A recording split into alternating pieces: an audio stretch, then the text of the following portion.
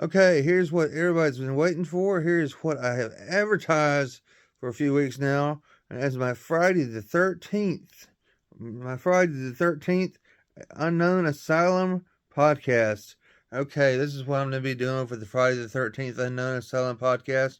I'm going to be comparing Friday the 13th, the 1980 original, to the 2009 Friday the 13th remake.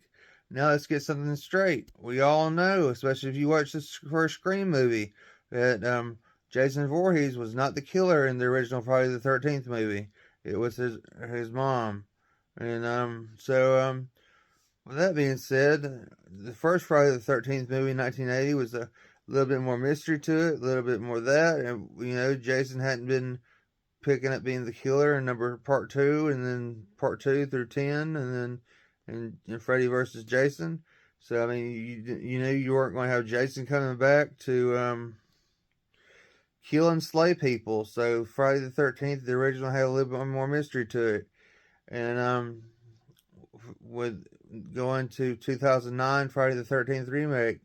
Well, what happened is this: they did tell a little bit of backstory in Friday the 13th 2009 remake. I will give them that. I'll give them that credit. Of course, there's a different actress playing the mom, but they did tell the backstory of it.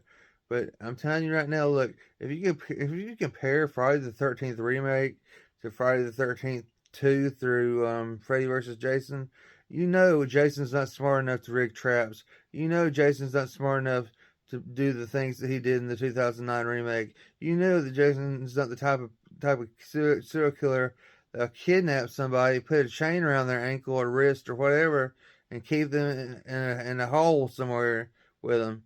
I mean, whether she looks like his mom or whatever, I really don't know. But you know that's not going to happen. I mean, the Friday the 13th remake in 2009 made about $65 million worldwide. In the 2000, I mean, in the 1980 Friday the 13th movie, with of course, without Jason's being the killer, made around 60,000. So you know what? It didn't do that much better. $5 million, $5 million and change is not that much better. And there's no wonder that they didn't continue on with the remakes for Friday the 13th. I mean, it goes back to everybody hating the Nightmare on Elm Street remakes with what they did with that. It's ridiculous. You shouldn't try to remake stuff. You shouldn't try to remake stuff at all. And it's because it gets you nowhere. It gets you nowhere. People love the originals. People stick to the originals, whatever the original is, and it gets you nowhere. I mean, it's just crazy. It's like Friday the 13th in 1980 was completely different than the 2009. Um, you know, 2009 remake of Friday the 13th. Yeah, that's what I'm trying to say. Because the 2009 Friday the 13th remake, they're looking for pot at the beginning of the movie, and pot has always been a key thing in all the Friday the 13th movies, because you knew whoever was smoking pot was going to die. And group of teens looking for pot at the beginning of the movie, and that's how the girl got captured, who was the sister to the brother who used to play on Supernatural. And it's like they teamed up, like that group teamed up, and they weren't camp counselors in the 2009 remake. They were just people going up to Camp Crystal Lake area, and it's just a bunch of teeny boppers going up to the Camp Crystal Lake area. So I mean, they weren't camp counselors like in the 1980 Friday the 13th movie, where they were camp counselors and they were trying to put the camp together and get the camp ready for kids and stuff. They said at the beginning of the movie that Jason's mom got the beginning of the 2009 movie, rather, that Jason's mom got killed like 20 years before any of this happened. And to think about it, that might be right. I mean, that might be right, or almost right to the date, because I mean, the Friday the 13th original movie came out in 1980, and this one came out in '09, so it's like 30 years later. And but it's just a mess. It's all a mess. I mean, it's an absolute mess. I mean, they try to remake this stuff. It does no good. I mean, it's just terrible. And like I said, I hate talking about people's work. I hate talking about that at all because I don't want people talking about my work.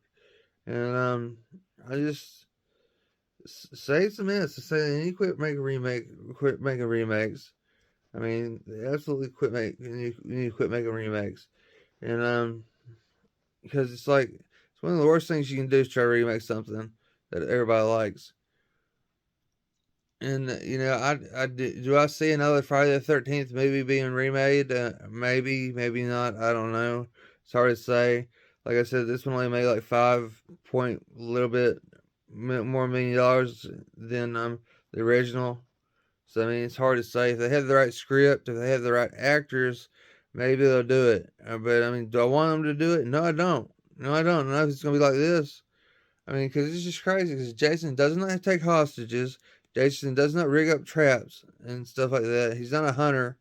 I mean, he's a deformed kid with special ed problems, if you want to call it like that. I'm not trying to be ugly or nothing, but he's just a deformed individual with a low mentality. He doesn't rig traps and stuff.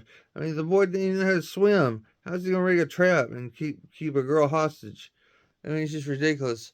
And I understand that there's a Friday the 13th series of some sort coming to Peacock.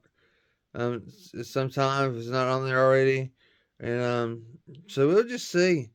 We'll just see how this everything goes around because I mean, it seems like everybody prefers the original.